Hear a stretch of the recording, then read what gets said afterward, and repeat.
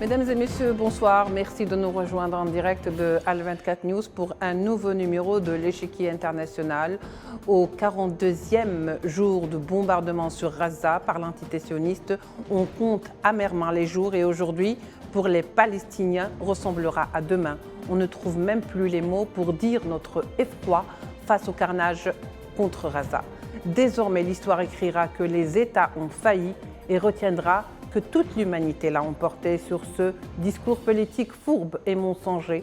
La magie s'est retournée contre le magicien et l'entité qui comptait bien sûr gagner un maximum de sympathie de la population internationale et mondiale s'est vue tout simplement à son grand dam face à une déferlante d'opposition. Tous contre ou avec la Palestine et contre l'oppression sioniste contre Gaza, une oppression qui ne dit pas son nom.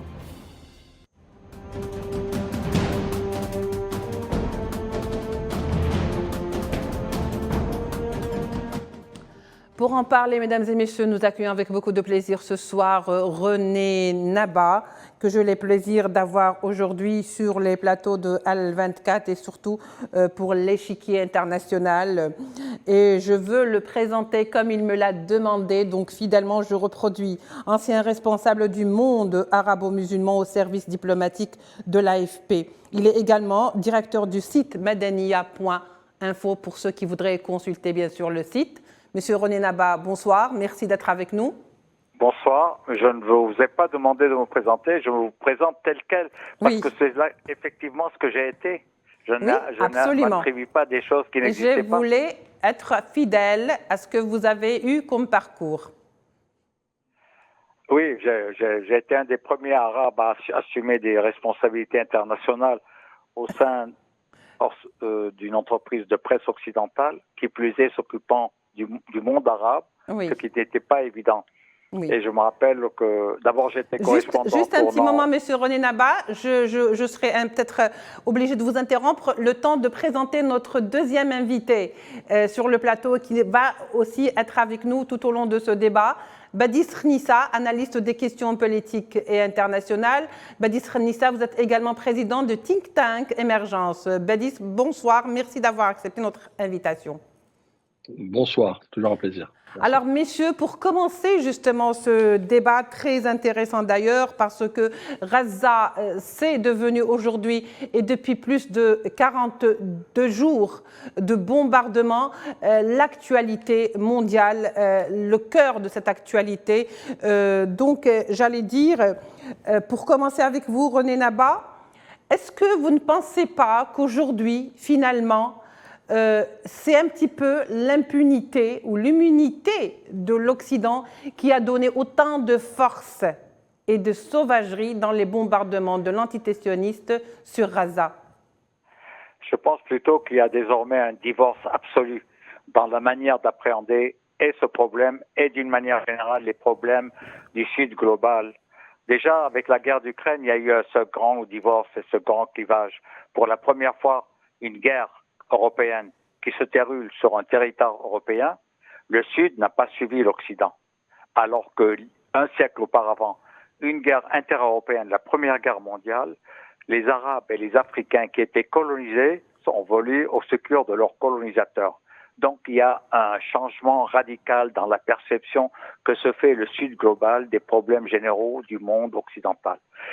Il y a une tétanie du monde occidental à l'égard du fait juif, du fait du génocide hitlérien, du fait de la collaboration vichiste, du fait de toutes les turpitudes qu'ont commis les Occidentaux, particulièrement les Européens, qui étaient le continent roi au XXe siècle, à l'égard des compatriotes européens de confession juive.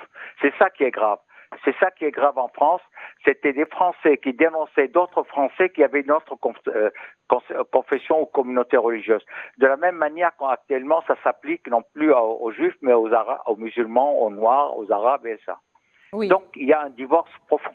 Oui, très... Et on peut dire que les Palestiniens sont les ultimes, par ricochet, les ultimes victimes du nazisme. Ils sont les victimes des victimes du nazisme, avec la complicité occidentale.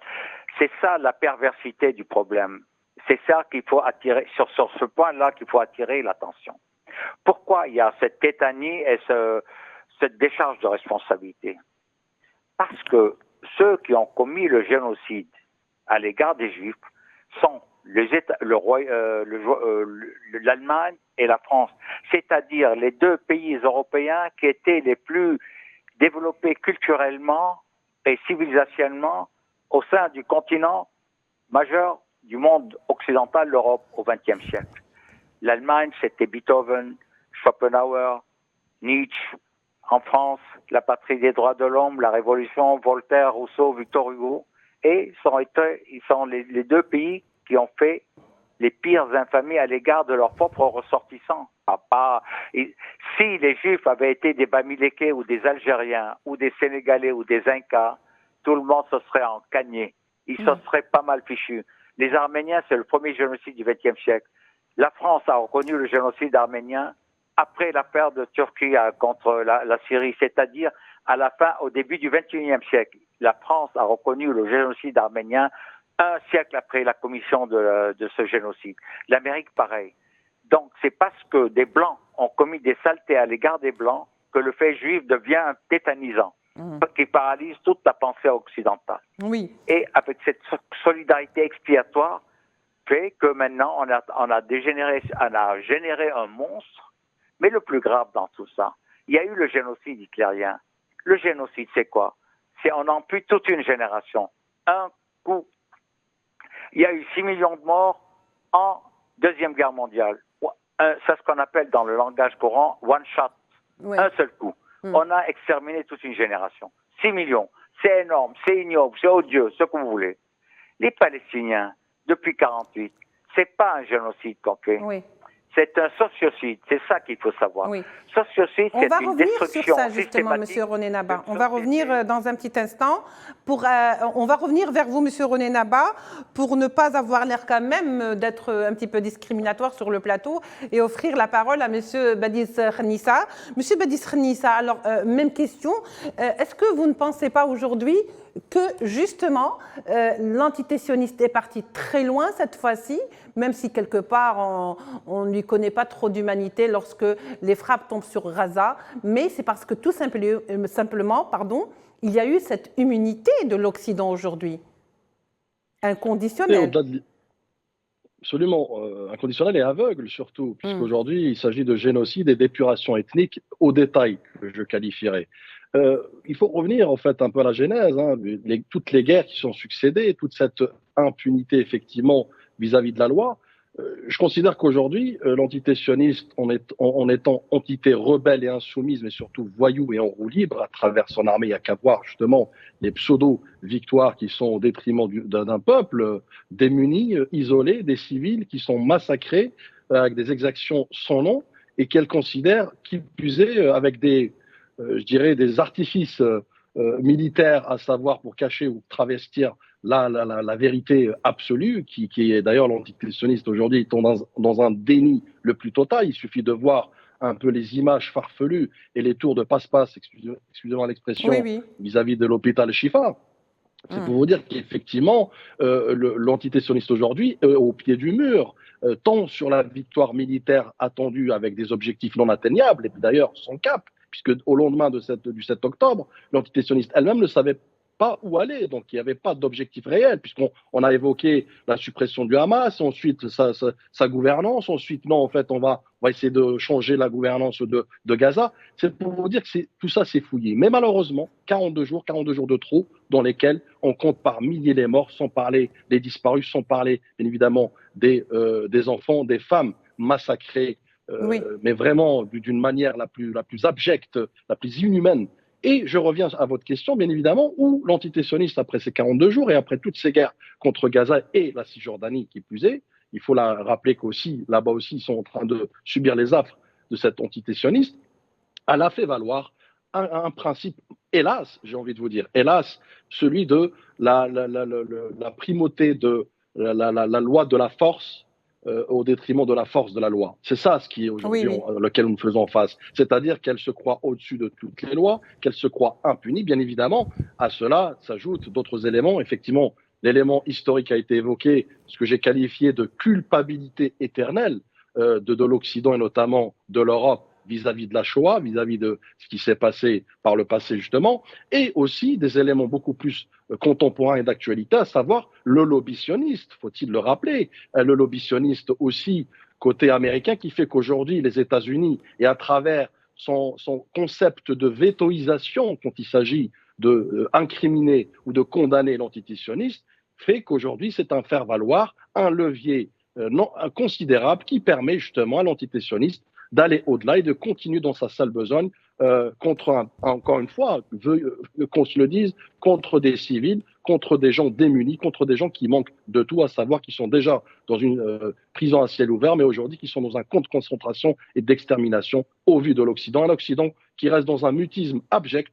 Et l'histoire retiendra effectivement que cet Occident a fermé les yeux là où il ne fallait pas. Cet Occident, même si, et peut-être on peut nuancer par la suite dans la deuxième partie du débat, à savoir que même l'Occident aujourd'hui, à travers certains pays comme la France, nous avons vu récemment la déclaration d'un Macron, certes elle est timorée, certes elle est stratégique, certes elle est calculée, mais elle consiste un peu à commencer à avoir un semblant de désolidarisation de l'Europe vis-à-vis de l'entité sioniste qui, encore une fois, je rappelle, est en total roue libre dans son équation aujourd'hui et dans lequel, effectivement, chaque jour on compte en moyenne 400 morts de plus.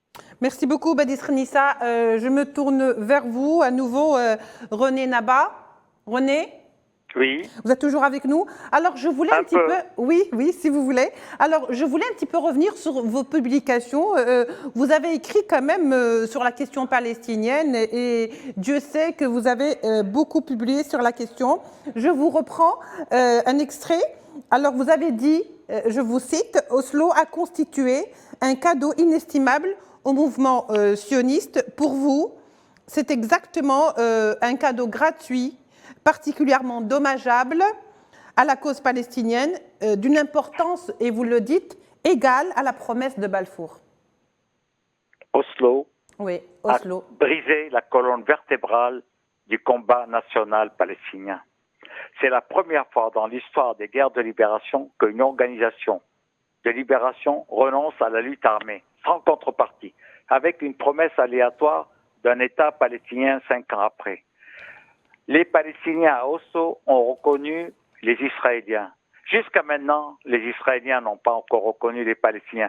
40 ans après Oslo, les Israéliens n'ont pas encore reconnu les Palestiniens. Et personne dans la communauté, ce qu'on appelle la communauté internationale, ni les Français, ni les Anglais, ni rien, n'oblige les Israéliens à leur dire, mais ils vous ont reconnu, reconnaissez-la. Yasser Arafat, qui était prix Nobel de la paix avec Isaac Rabin et Shimon Peres. Il a été emprisonné, confiné dans sa moukat avec l'accord des Américains.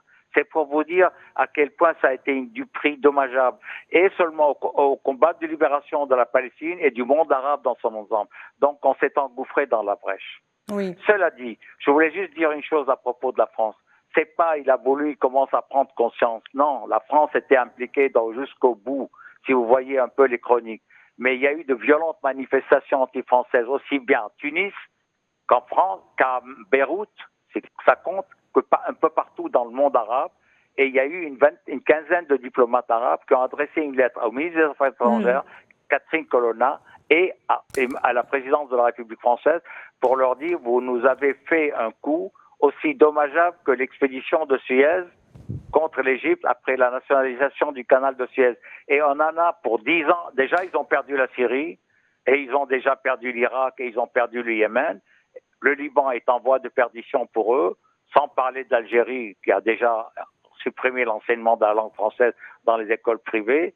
Donc, la France, elle est en perdre, après avoir perdu le Sahel, elle est en train de perdre le monde arabe. Il a voulu essayer de rectifier sur l'angle humanitaire, mais pas plus. Mais ça, c'est fini, ça. C'est une histoire c'est une cause perdue, la France, pour le monde arabe. Et c'est la logique des choses. C'est une conséquence logique de toute une aberration de 50 ans de rectification par touche d'infléchissement successif d'une politique arabe ouverte de Gaulle jusqu'au sarkozysme sioniste et de Hollande qui, il va à la cuisine chez Benjamin Netanyahu, le premier ministre d'extrême droite, suprémaciste, fasciste, qui lui fait une chanson d'amour. Ça veut dire c'est l'abdication du socialisme, de la liberté, du respect des gens et du respect de la France aussi. Merci. Ça a été mortel. Je veux dire une chose. Les Juifs ont été victimes de génocide, mais ce qui est pernicieux, les Palestiniens sont victimes d'un sociocide. C'est en train de se prendre l'opinion occidentale, l'opinion mondiale, et de plus en plus occidentale est en train de prendre de ce fait. Même les Arabes ont adopté le langage de leur adversaire. Tout le monde dit, sauf moi, ou quelques-uns, vous dites Tel Aviv, Lod, Negev. Nous, on dit Tal el-Rabia, parce que c'est comme ça que ça s'appelait Tel Aviv. Tal el-Rabia, la colline du printemps. Lida, l'aéroport de Lida, c'était la banlieue de Tel Aviv, ça s'appelait Lida en arabe. Georges Habash est né à Lida, pas à Lod. Et Naqab, le Negev, c'est là où il y a Dimona et la base d'Urim. Et il faut continuer à donner au nom arabe. Et si vous avez bien vu aujourd'hui, est-ce bien les Palestiniens que Al Jazeera, que Al Manar, que Al Mayadin continuent à appeler les localités de leur nom arabe palestinien et non pas de nom hébraïsé. Très bien. Les Israéliens, qu'est-ce qu'ils ont fait? Ils ont pillé le patrimoine culturel palestinien, ils ont hébraïsé tous les noms des villes arabes, ils ont même des dépouilles de certains combattants, ils ne les restituent pas. Et donc, le combat doit être multiforme. Il y a le combat militaire, c'est un mouvement de libération, quel qu'il soit, non pas comme Mahmoud Abbas, espérer, nous sommes faibles, parce qu'on va forcer le respect de la communauté internationale par notre force, par notre faiblesse diplomatique, mais tu n'es jamais respecté si tu es faible. On te méprise. Il y a la force et il y a aussi le combat culturel. Une société ne peut vaincre que si elle combine le combat politique, le combat militaire et le combat culturel et le combat économique. On s'est réunis à Jeddah, à Riyad, une conférence islamique, une conférence arabe.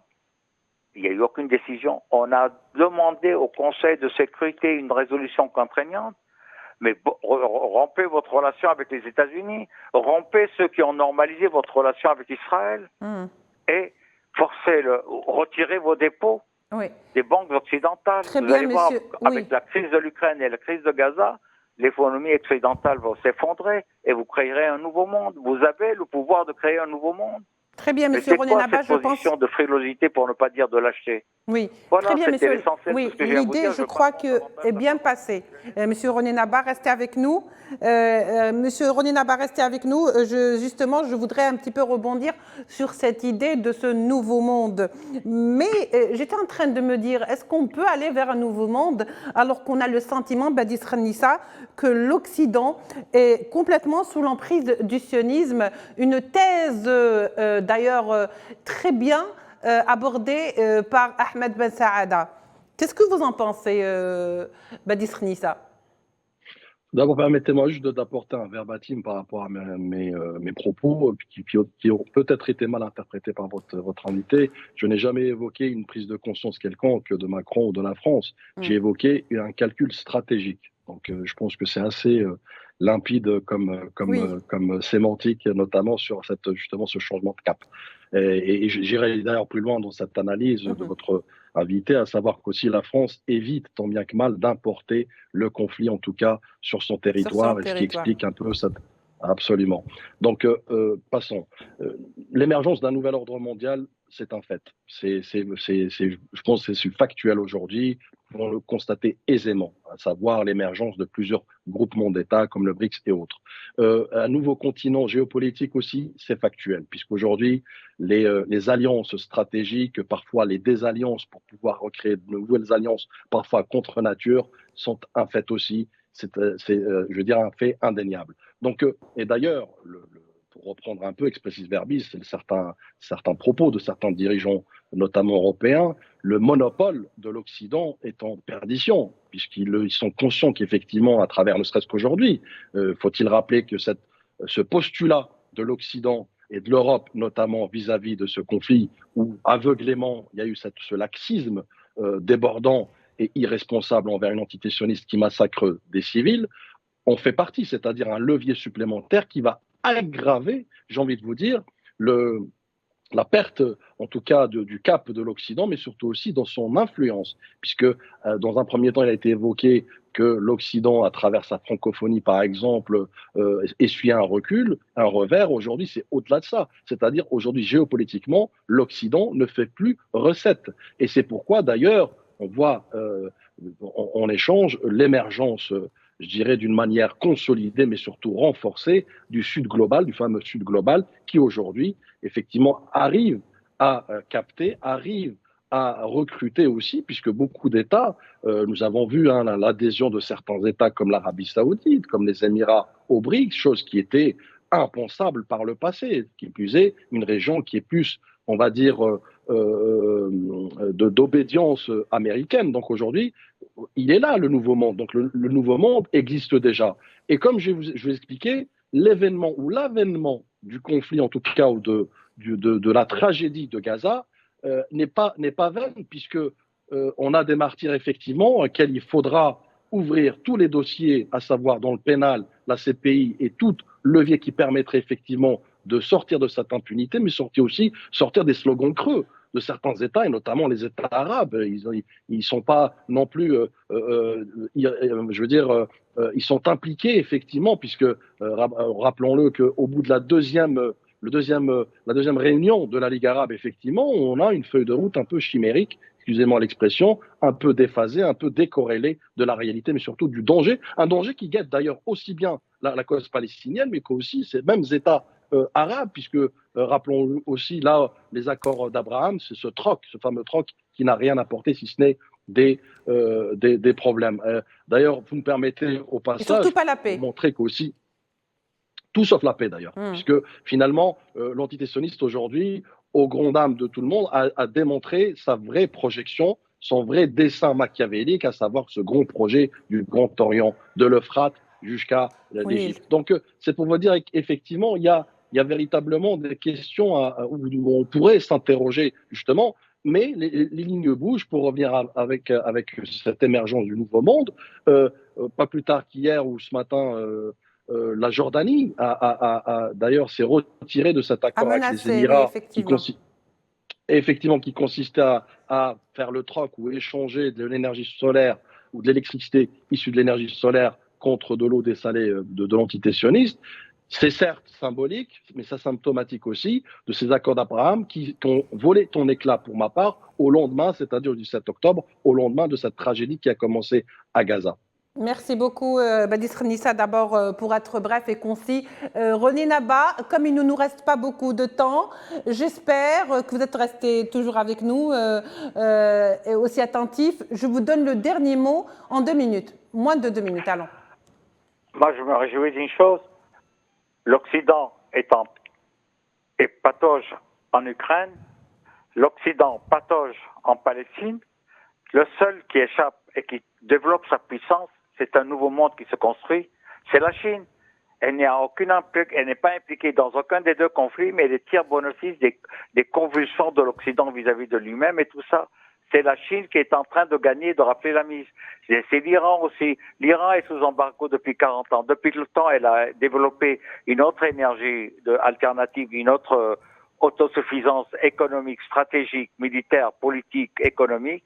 Et ils sont en train d'émerger sur les décombres. L'Iran, qui était l'ancien gendarme du Golfe pour le compte des États-Unis, est en train d'émerger encore plus avec les Chines sur le décompte de l'ancien monde de l'ordre occidental. C'est ça. Le problème, c'est qu'il faut mener une lutte, ne pas parler. La référence n'est plus l'Occident pour nous. La référence, c'est notre impératif, les conditions, les impératifs stratégiques du combat de libération du monde arabe. Une lutte culturelle, stratégique, militaire, politique, globale. Quand vous pensez que le Yémen, qui est sous embargo depuis 10 ans, il a mené une guerre victorieuse contre une coalition de pétromonarchiques victorieuse. Il a menacé, il a bombardé l'Arabie Saoudite et il est en train de bombarder Eilat, ce qui veut dire Aïs el-Rashash, le nom arabe d'Eilat. C'est pour vous dire qu'il y a beaucoup d'espoir dans le monde arabe pour les forces de contestation à l'hégémonie israélo-américaine. Merci beaucoup, c'est ça monsieur. l'avenir Oui, du monde arabe. juste pour C'est pas le conclure. reste de la cohorte Merci beaucoup, des États monsieur René officiels. Naba. Merci d'avoir été avec nous. Merci pour ces analyses pertinentes. Merci à nos deux analystes et invités ce soir, Badis Khenissa et René Naba. Merci également à vous de nous avoir suivis. On se retrouvera pour d'autres numéros d'Échiquier International la semaine prochaine. Au revoir.